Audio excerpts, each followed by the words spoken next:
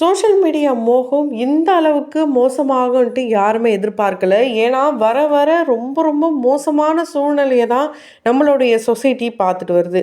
குறிப்பா இந்த சோஷியல் மீடியால நெறைய பேர் ரொம்ப ஃபேமஸா இருக்கிற ஒரு சில மெம்பர்ஸ்லாம் பார்த்தீங்கன்னா, டக்குனு ஒரு தவறான முடிவு எடுத்துர்றாங்க. அந்த மாதிரி ஒரு நபர் தான் இப்போ இந்த மாதிரி ஒரு முடிவு எடுத்திருக்காங்க. அவங்க யாரு? என்னன்ட்டு தொடர்ந்து வீடியோல பார்க்கலாம். இன்ஃப்ளூயன்சர்ஸ பார்த்து தான் நெறைய பேர் நம்மளும் இப்படி இருக்கணும் அப்படின்னு நெனச்சு, அவங்கள மாதிரியே ட்ரெஸ் பண்றது, அவங்கள மாதிரியே குக் பண்றது, அவங்கள மாரியே ஊர் சுத்துறது, இது போல சில விஷயங்கள்லாம் பண்றாங்க. ஒரு விஷயத்த ரொம்பவே நம்ம தெளிவா புரிஞ்சுக்கணும். இந்த மீடியாவ பொறுத்தவரைக்கும், அதாவது Instagramமா இருக்கட்டும், YouTubeஆ இருக்கட்டும், இது எல்லாத்தையும் பொறுத்தவரைக்கும் எல்லாமே கன்டென்ட் தான். அதில நம்ம எமோஷன்ஸ காட்டுறோம், பாண்டிங்க காட்டுறோன்றதெல்லாம் எல்லாம் கன்டென்ட்டுக்காக வேணா ஓகே.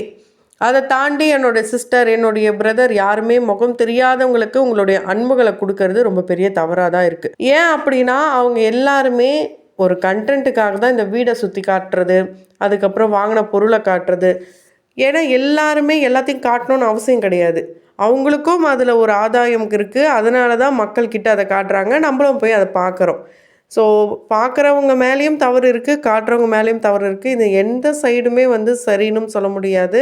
இப்படிப்பட்ட சூழல்ல தான் கேரளாவை சேர்ந்த சின்னு பப்பு அப்படின்ற ஒரு இளம் பெண் தற்கொலை செஞ்சுருக்காங்க. இவங்களுக்கு என்ன மன உளைச்சல் ஆச்சு? இந்த போலீஸார்லேருந்து என்ன சொல்கிறாங்கன்னா, ஃபேமிலி ப்ராப்ளம் அதான் இப்படி ஒரு முடிவு எடுத்துட்டாங்க அப்படின்ட்டு சிம்பிளாக முடிச்சுட்டாங்க. ஆனால் அவங்களுடைய வயசாக இருக்கட்டும், அவங்களுடைய பர்சனல் விஷயங்களை எடுத்து பார்க்கும்போது, அட என்னடா இது ஒரு விஷயம், இதுக்கு போய் இப்படி பண்ணிட்டாங்களே அப்படின்னு சொன்னாலும், அந்த இடத்துல அவங்க வந்து டே டு டே லைஃப்பில் என்ன கோ த்ரூ பண்ணாங்கன்னு அவங்களுக்கு தான் தெரியும். இருந்தாலுமே இப்படிப்பட்ட முடிவு யார் எடுத்திருந்தாலும் அது தவறு தான். நம்ம கண்டினியூஸாகவே இந்த மாதிரி சூசைட் கேஸாக பார்த்துட்டு வரோம். அதுவும் டாப் லெவலில் இருக்கிற நிறைய இன்ஃப்ளூயன்சர்ஸ் வந்து இப்படி பண்ணிகிட்ருக்காங்க. அது ஏன் அப்படி பண்ணுறாங்கன்னு தெரியல. தொடர்ந்து மரணங்களை தான் சந்திச்சுட்டு வரோம். ஸோ ரொம்ப சின்ன சின்ன வயசு. இப்போ இவங்களுக்கே பார்த்திங்கன்னா சின்ன பப்புக்கே 24 வயசுன்னு சொல்லப்படுது. இவங்களுடைய ரியல் நேம் ரேஷ்மா. இவங்க டிவோர்ஸும் ஆகிடுச்சாம். 4 வயசில் ஒரு பையனும் இருக்கார், திஷ் அப்படின்ட்டு. ஸோ இவங்களுடைய நேட்டிவ் ஆதூர். இவங்களுடைய வீடியோஸ், அதாவது இவங்களுடைய ஃபாலோவர்ஸ் 2 லட்சத்துக்கு மேலே இருக்காங்க. என்னென்ன கண்டென்ட்லாம் போடுறாங்கன்னா, வில்லேஜ் ஆக்டிவிட்டீஸ் இருக்கும், அதுக்கப்புறம் ட்ரெடிஷ்னல் ஃபுட்ஸ் எல்லாத்தையும் சமைப்பாங்க, அதுக்கப்புறம் வீலாக்ஸ்லாம் போடுவாங்க, அவங்க பையன் கூட விளையாடுற வீடியோ, இது போல் நிறைய ஒரு பாசிட்டிவான விஷயங்களை மட்டும்தான் மக்கள்கிட்ட காட்டுறாங்க. ஆனால் ஒரு விஷயத்த நல்லா தெரிஞ்சுக்கணும், எல்லாருக்குமே எல்லா நேரமும் பாசிட்டிவாக இருக்கவே இருக்காது. ஸோ நெகட்டிவ் சைட்ஸ் இருக்குது. அந்த நெகட்டிவ் சைட்ஸை யாருமே காட்ட மாட்டாங்க. ஆனால் பார்க்குற நம்மளுக்கு எப்படி தெரியும்னா, இவங்க வாழ்க்கையில் எப்படி எல்லாமே ப்ளஸ்ஸாகவே நடக்குது, எதுவுமே நடக்கலை அப்படின்னு தான் நினைப்போம். ஆனால் அந்த மாதிரி எதுவுமே இல்லைங்க. இவங்களுடைய வாழ்க்கையில் அவ்வளோ கஷ்டங்களை அனுபவிச்சிருக்காங்க. 24 வயசில் டிவோர்ஸு, 4 வயசில் பையனா, அப்போ அவங்க எந்த அளவுக்கு இருந்திருப்பாங்கன்னு பாருங்கள். 4 வயசில் பையன் இருக்கும் போது அவங்க ஏன் இந்த முடிவு எடுத்தாங்கன்னே தெரியல. யார் வேணாலும் என்ன வேணாலும் சொல்லட்டும், யார் வேணாலும் என்ன வேணாலும் பண்ணியிருக்கலாம். ஆனால் தன்னுடைய மகனுக்காக, தன்னை நம்பி வந்த ஒரு உயிருக்காக தன்னுடைய உயிரை எடுத்துக்காமல் இவங்க இருந்திருக்கலாம். ஃபேமிலி ப்ராப்ளம்னா இங்கே யாருக்கு தான் ப்ராப்ளம் இல்லை, எல்லாருக்குமே பிறந்த குழந்தையிலேருந்து வயசாகி இருக்கிற அந்த பர்சன்ஸ் வரைக்கும் கூட ப்ராப்ளம்ஸ் இருக்க தான் செய்யுது. அதுக்காக தற்கொலை பண்ணிக்கிட்டால் எல்லாத்துக்குமே தீர்வாயிடுமா என்ன? ஸோ இந்த மாதிரி முடிவுகளை தயவு செய்து யாருமே எடுக்காதீங்க. வாழ போகிறதே எவ்வளோ நாள் தெரியாது. அதில் அங்கங்கே இயற்கை பேரிடர்கள்லாம் வந்து கொஞ்சம் மக்களை அழிச்சிட்டு போகுது. இன்னொரு பக்கம் மனுஷங்களே அழிச்சிட்டு வராங்க. சமீப காலமாக அமெரிக்காவை மட்டும் இல்லாமல் நாடு முழுவதையும் உலுக்கிட்டு வர ஒரு விஷயம் உங்கள் எல்லாருக்கும் தெரிஞ்சிருக்கும். அதை பற்றி போனாலே ஒரு பதற்றம், பயம் தான் வருது.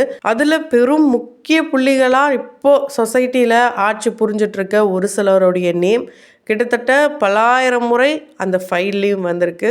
ஸோ அதை பற்றிலாம் நம்ம பார்த்துட்டு நம்ம குழந்தைங்கள எப்படி சேஃபாக வைக்கணும், ஸோ இப்படியெல்லாம் நம்ம நினச்சிட்ருக்கோம்.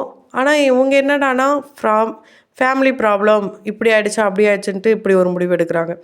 அது மட்டும் இல்லாமல் இவங்கள மாதிரியே இருக்கிற ஒரு இன்ஃப்ளூயன்சர் அண்டு ஒரு யூடியூபர், இவங்கள பற்றி தெரிஞ்ச ஒரு நபர் என்ன சொல்லியிருக்காருனா, எல்லாருக்குமே ரியல் லைஃப்னு வெவ்வேறு இருக்குது.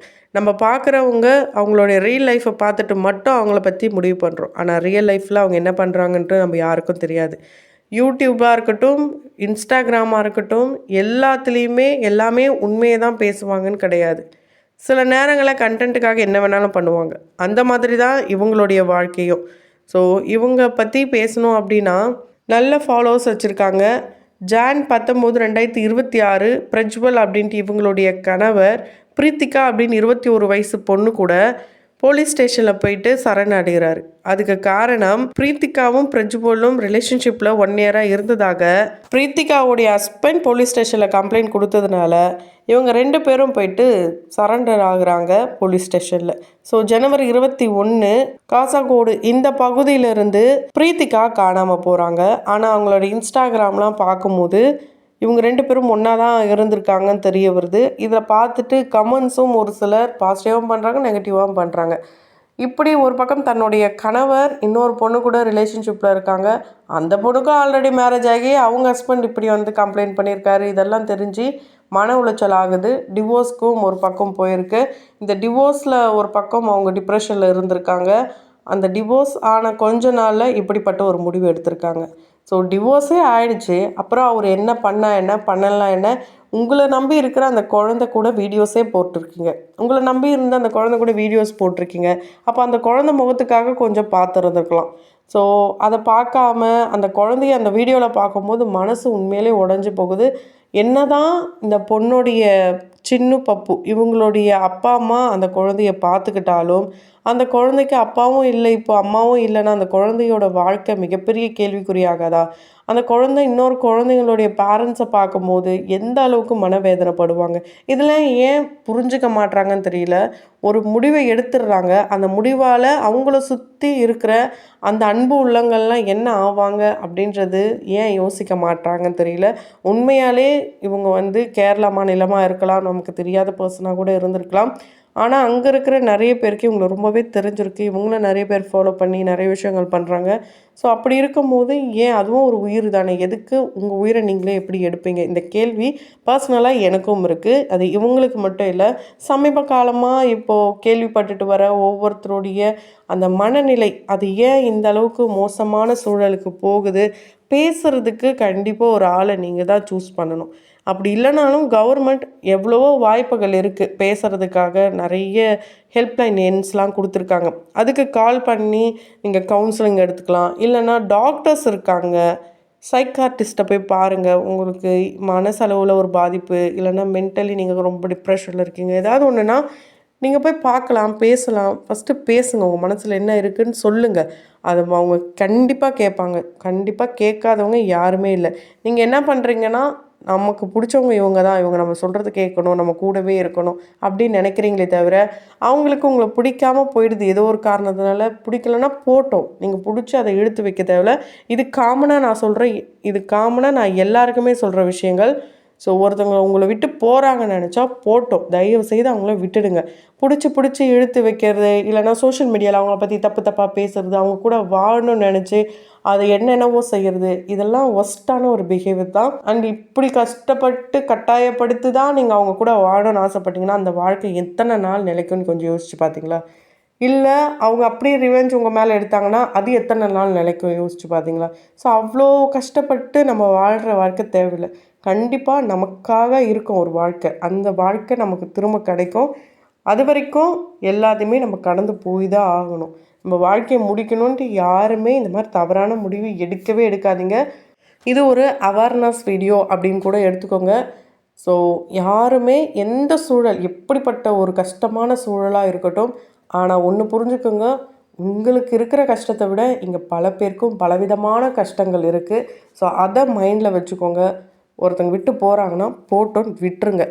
நீங்கள் அவங்கள உருக்கி காதலிச்சிங்க, உருக்கி அவங்க கூட இருந்தீங்க, அது கணவராக இருக்கலாம், மனைவியாக இருக்கலாம், காதலன் காதலி யாராக வேணாலும் இருக்கலாம். போகிறவங்க போட்டோம் விட்டுருங்க. நீங்கள் உங்களுக்கான வாழ்க்கை உங்களுக்கு பிடிச்சவங்களுக்காக, அதாவது உங்கள் அப்பா அம்மாவுக்கு உங்களை ரொம்ப பிடிக்குமா, அவங்களுக்காக வாழுங்க. உங்களுக்கே உங்களை ஃபஸ்ட்டு பிடிக்க வைங்க. ஸோ செல்ஃப் லவ் அப்படின்றது அதுதான். உங்களை நீங்கள் விரும்ப ஆரம்பிச்சிங்கன்னா இந்த மாதிரி முடிவெல்லாம் எடுக்க மாட்டீங்க. உங்களையே நீங்கள் நல்லா பார்த்துக்கிட்டிங்கன்னா கண்டிப்பாக உங்களை பிடிச்சவங்களுக்கும் நீங்கள் வந்து பிடிக்க ஆரம்பிப்பீங்க.